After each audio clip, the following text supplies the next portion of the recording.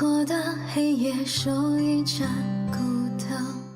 netizen shared that according to media reports, the worst sandstorm in a decade has recently troubled Beijing. Just like what's seen in this video clip, yellow smog has essentially raged across the city.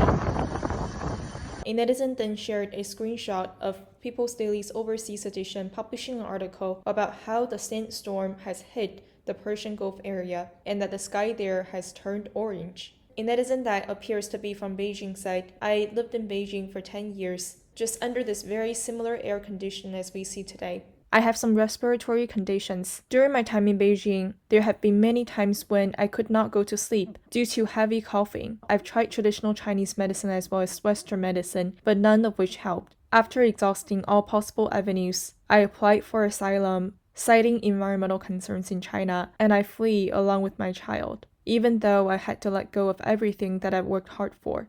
A netizen replied, "Same here. None of the medicines I've tried helped with my coughing. The only thing that worked was that when I was in a flight leaving Beijing, every time I did so, it did not even take more than a few hours, my coughing stopped. But immediately right after the plane arrived to Beijing again, my coughing continued." A netizen replied, "I used to believe that what was in the air was merely fog, and it wasn't at all toxic. It wasn't until when I realized that my coughing couldn't stop that I began to think perhaps my initial perception was wrong." A netizen replied, "My respiratory tract is very sensitive, and the fog was actually the determining reason that made me decide to flee China. And the biggest reward I've had during my time living abroad is that my entire worldview have been re-established." A netizen replied, "I decided to flee communist China primarily because of value unalignment. But after I started living abroad, I realized that the fog also disappeared."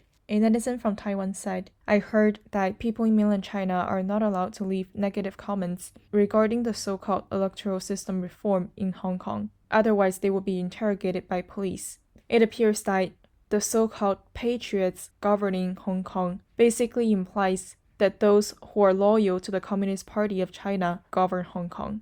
The CCP has essentially distorted the concept of a country versus a party."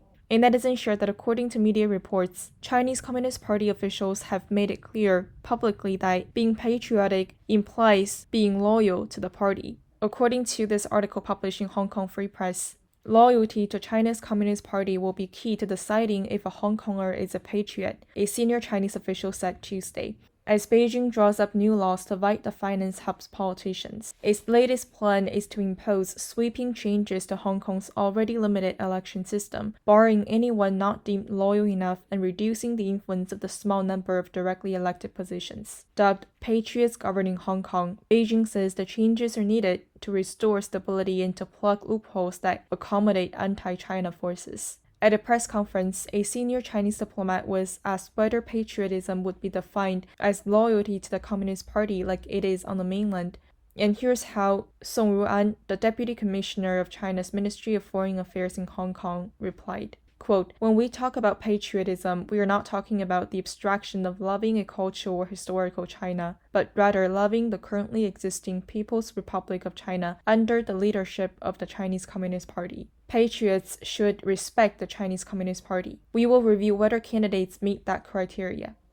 A netizen shared this picture. The elderly man in the picture is holding a placard with the words, "The people have the freedom to overthrow a tyrannical regime." This happened just outside of Hong Kong's Supreme Court, when 47 pro-democracy activists in Hong Kong were charged with subversion under the national security law. While he was protesting, a group of Hong Kong police surrounded him. A netizen shared that back in late February, Fox News reported on how the Chinese state-owned media have been using Times Square video screen for ads regarding the Chinese government's coronavirus response. U.S. Senator from Florida, Rick Scott, commented, "Who thought allowing communist China to display their lies and propaganda was a good idea? It's time for Times Square to cancel the so-called China screen." According to the article, quote, "The so-called China screen Times Square has run images for the Xinhua News Agency, which is the official state-run press agency for Beijing, since 2011. It usually displays products and travel promotions for China, but recently it started to display a different message. A series of messages regarding the pandemic have been displayed on the screen, some of which talked about the progress that the Chinese government has made in fighting the virus. And for example, as seen in this picture, the panel reads, "China has helped more than 80 countries and territories, will continue to fight the virus hand in hand with the international community." The message adds, along with pictures of other countries including Italy, Korea, and Japan. These seemingly innocuous messages of unity and cooperation strike a strange tone after Beijing reportedly refused to turn over raw patient data to the World Health Organization investigators in Wuhan. Here's a comment from a Times Square resident. We hear rumors, we hear political statements.